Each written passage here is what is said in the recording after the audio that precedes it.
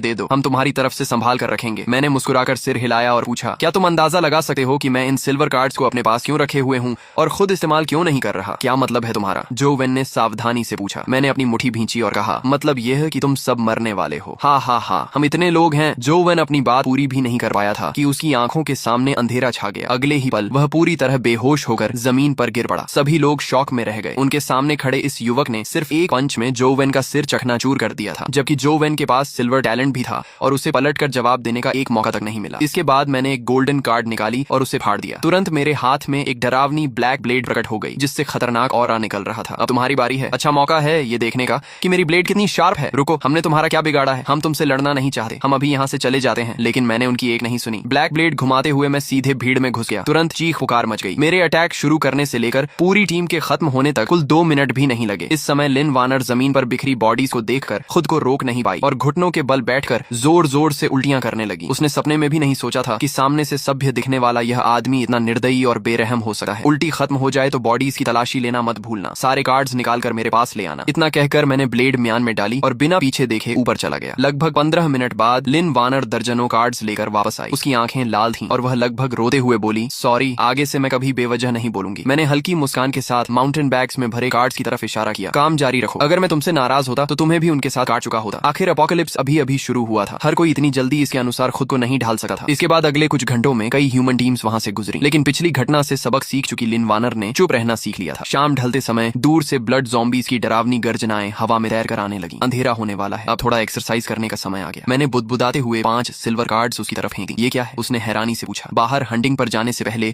इन 5 cards को इस्तेमाल करो। लिन वार्नर ने एक एक करके सिल्वर कार्ड्स पलटी और पाया कि सभी कार्ड्स सपोर्ट टाइप स्किल्स थी। वह तुरंत समझ गई और बोली, अब समझी मैं कि तुम इतनी देर से सिल्वर कार्ड्स क्यों छांट रहे थे। तुम मुझे एक सपोर्ट टूल पर्सन बनाना चाहते हो। मैं हंस पड़ा। तुम्हें समझ नहीं है, सपोर्ट टाइप लोग सबसे वैल्यूएबल होते हैं। वे अपने साथियों को बड़े बफ्स देते हैं और खुद भी कुछ हद तक सेल्फ प्रोटेक्शन कर सकते हैं। अगर किसी दूसरी टीम ने तुम्हें पकड़ भी लिया तो वे तुम्हें आसानी से नहीं मारेंगे। और अगर तुम्हें टूल पर्सन बनना पसंद नहीं है तो मैं तुम्हारे लिए कॉम्बैट टैलेंट्स का सेट तैयार कर देता हूँ, फिर जाकर ब्लड ज़ॉम्बीज से हैंड टू हैंड फाइट करना। यह सुनते ही लिन वार्नर ने तेजी से सिर हिला दिया। ब्लड ज़ॉम्बीज के सड़े हुए शरीर की बदबू ही उसके लिए काफी थी। उसे हल्की क्लीनलीनेस ऑब्सेशन थी और वह सिर्फ सोचकर ही असहज हो गई। स्किल्स सीखने के बाद उसने व्यवस्थित रखे कार्ड्स की तरफ देखा और पूछा, लेकिन अगर हम बाहर जाएंगे तो इन कार्ड्स का क्या होगा? मैंने हाथ में पकड़ी गोल्डन कार्ड हिलाई। सारे कार्ड्स व्हीकल में शिफ्ट कर देंगे। इतना कहकर मैंने सारे माउंटेन बैग्स होटल गेट तक पहुंचा दिए। फिर मोटर होम गोल्डन कार्ड फाड़कर आगे फेंक दी। एक चमक के साथ वहां अचानक एक medium sized luxury motor home प्रकट हो गई। उसके अंदर दिन जैसी रोशनी थी। लिन वार्नर आराम से बैठकर फिर कार्ड्स सोर्ट करने लगी। हम कहां जा रहे हैं? मेरी मानो तो हमारे पास पहले ही इतने कार्ड्स हैं कि 1-2 साल आराम से निकल जाएंगे। अब रिस्क लेने की क्या जरूरत है? किसी सुरक्षित जगह छिपकर रहना ही सबसे अच्छा नहीं होगा? मैंने उंगली हिलाते हुए कहा। अगर आखिर तक छिपे रहे तो रिसोर्स